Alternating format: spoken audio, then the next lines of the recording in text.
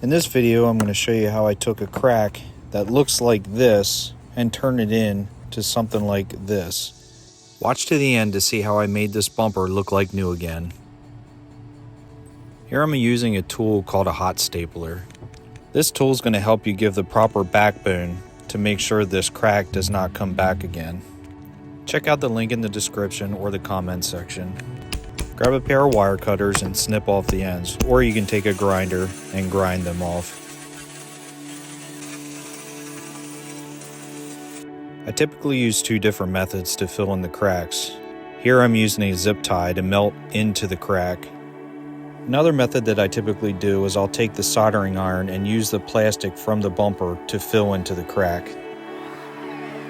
As you can see, by me pushing on it, this crack is pretty solid. Grab an electric DA with 120 grit sandpaper to smooth out the roughness of the bumper. Grab a towel to wipe the dust off.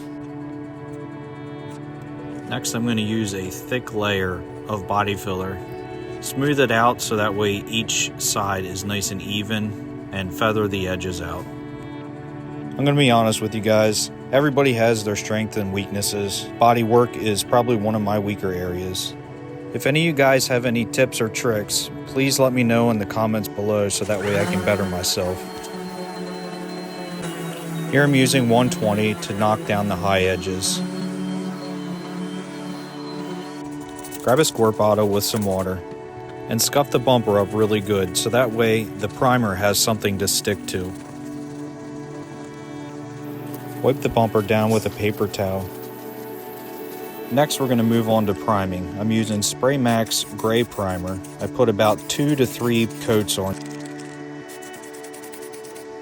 Let the primer dry for about 20 minutes. Then grab your water bottle and wet sand with an 800 grit wet sanding sponge. Make sure the bumper is nice and smooth. Then we're going to wipe it off with a paper towel. Spray it down with water and clean it off again. Once the bumper is nice and dry, grab a tack cloth to get rid of any debris or dirt. Now we're going to move into the final stages of painting and clearing. This color only needed about 2 coats of paint. Once the bumper is all covered in, we're going to grab a tack cloth again and tack off one final time to get rid of any dirt or debris before hitting it with a clear coat. I am using a 4:1 high gloss clear coat. Make sure when you're applying the clear that you're overlapping about 6 inches on each pass. Also, make sure that you're applying it nice and slow. This video is sped up, so it looks like I'm applying it really fast. If you have any questions or tips of your own, drop a comment below. I'd love to hear from you. Thanks for watching. Hit that like button and subscribe for more DIY tips.